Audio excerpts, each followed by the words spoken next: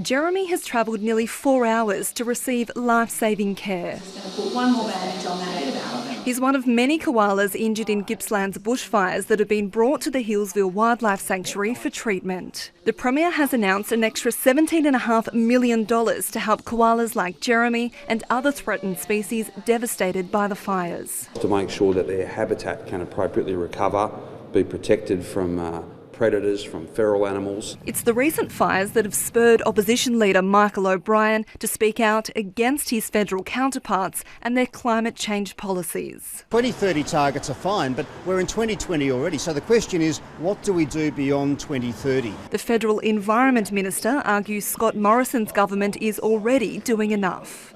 Well, what I saw coming from Michael O'Brien was an argument for sensible policy, tick, we have that, and a caution that we shouldn't put jobs and the economy at risk in the process. So on those two, I'm totally in agreement. Mr O'Brien has thrown his support behind long-term state-based targets, and that's in stark contrast to his predecessor Matthew Guy, who argued against them. The policy switch was news to many of his colleagues who weren't alerted before it hit the media this morning. I think we need to have longer-term targets because that promotes greater certainty. It means that business and the community have got the opportunity to plan. But the Premier isn't taking advice from his opponent. We have legislated targets. We have the most aggressive renewable energy agenda in the nation.